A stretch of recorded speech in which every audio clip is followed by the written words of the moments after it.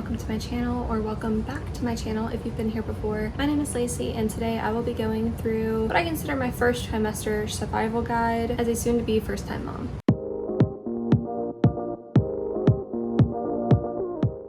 I've made previous videos on symptoms and must-haves, but for this video, I'm going to be going through my survival guide for the first trimester. Now, I would like to preface this by saying again that I am a soon-to-be first-time mom. I do not have any other children, so I understand that this will not work for everyone, but this is what I personally did to try and help myself get through the first few months. First off, let's talk about on a daily basis during the week, starting with what I did in the morning. Now, the main recommendation that I saw to fight off morning sickness was to always have something beside your bed that you could eat first thing in the morning. And the snacks on your nightstand or, beside your bed could be like saltines. That's something that I saw recommended a lot, like just something to try and get in your stomach. But for me, I have hypothyroidism, so with the medicine that I take, I can't eat anything for an hour after I take it. I can only have water. So what I did was I would wake up, I would take my medicine, try and actually wake up, then I would go and do 30 minutes of cardio, and then after my cardio, as soon as I was done, I would pretty much be at the hour mark. So I would make a protein shake and then have peanut butter or like a banana or a bagel or something. I am personally not a big breakfast person. I am just never hungry in the morning. So getting a protein shake in was always my top priority because it was a good way to get my protein in and also get something on my stomach quickly. And then I would add in, like I said, a banana, so like some fruit or peanut butter or something a little more solid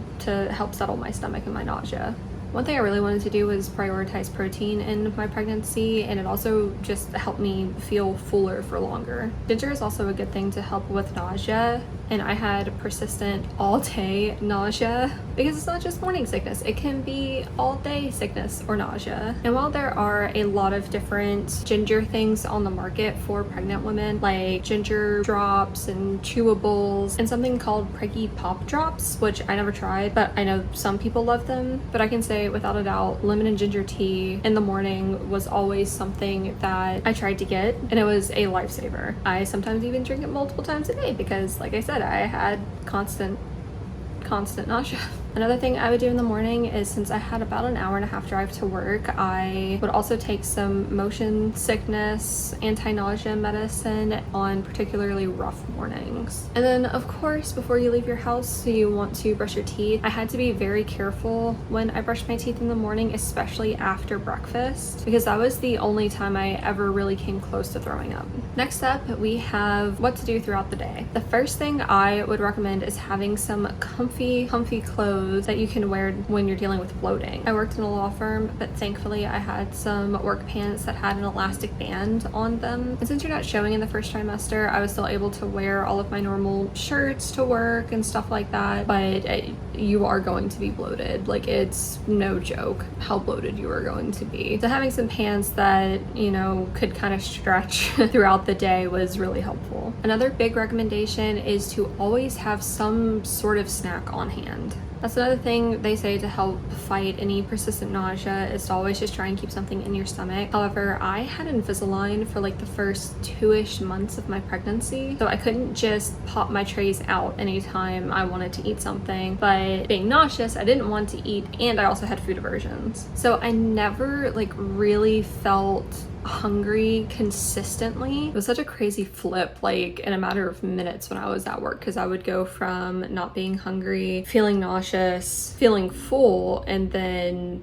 just a minute or two later being like, oh my god, I am starving, my stomach is eating itself, I need to have something right now, otherwise I am going to die. So then for lunch, it was actually a toss-up on what I would want to eat, and it was the same for dinner. But two things I figured out very quickly was prioritize protein, so you could feel fuller for longer, and two, eat what you can stomach. So unless you're in a place where you have a bunch of different food options around you, I would maybe pack a few different food options options that you could kind of choose from. You should also keep water handy throughout the day. I have 2 half-gallon water jugs, one that I bring to work with me and then one that I keep by my bed. I was told to get 90 fluid ounces of water in a day, but I figured if I got in at least like 60 fluid ounces, then I was doing good. Another thing that I found really helpful throughout the day was at least getting a little bit of time outside, be it just stepping out the front door or, you know, opening a window or something like that. Getting the fresh air in really helped with my nausea. And then we have the end of the day. For me, driving the hour and a half back home was absolutely exhausting. I would get home around like 6:30 p.m. and then I would take a nap until 7 p.m. and that would kind of help me get the last little push that I needed to eat dinner, spend time with my partner, and then get ready for bed and then promptly pass out at 9:30. So if you can take a nap at any point throughout the day, I would highly recommend it. But with that, we also have to talk about dinner. So this goes back to what I said about eating what you can stomach. For me, for I don't know, maybe a week straight, my dinner was a protein shake and Haagen-Dazs ice cream. Now, I did try to avoid having 2 protein shakes in a single day, but sometimes you just have to do what you have to do.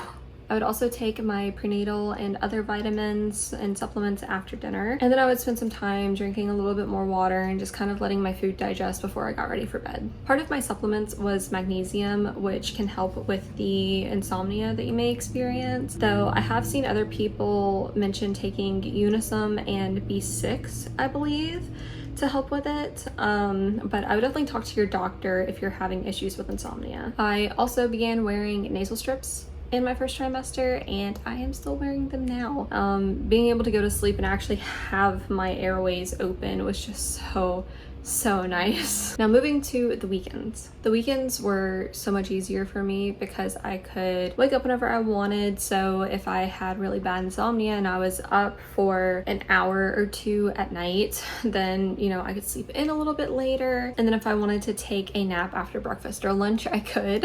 Another thing was I would meal prep on Sundays because odds were I was not going to be up for cooking anything during the week, and getting takeout every single night is not really financially responsible. So finding a recipe that I really liked and making sure that I would have a few meals of it already portioned and just ready to grab and go was absolutely amazing, along with sometimes the night before like prepping some fruit to bring with me. But the main thing to keep in mind is that it's okay to have different expectations of productivity. Your body is going through a lot trying to produce a whole new little human being. So if all you can do is wake up and watch your favorite show, then I would call that a win. However, on days that I was feeling up to it, I would definitely try and get my cardio in, just 30 minutes of steady state cardio that felt nice and everything. It would help me get my body moving. And I think that is it for my survival guide. The main thing that I want you to understand is that you need to be kind to yourself. I also tried to prioritize self-care with a face mask or taking a nice bath and really just trying to take care of myself in general. So for me, going through pregnancy for the first time, everything that I've mentioned are things that I personally found useful to try and help me get through the first trimester. I'll link everything below, so my pregnancy must-haves and my pregnancy care package that I made for myself. If anyone has any questions or if you want to know if there's anything else that I would recommend, then please feel free to leave a comment. If you like this video, I hope you will stick around for the rest of my pregnancy videos. I have a few more in the works that I cannot wait to share. Thank you all for watching, and I'll see you guys in my next video. Bye.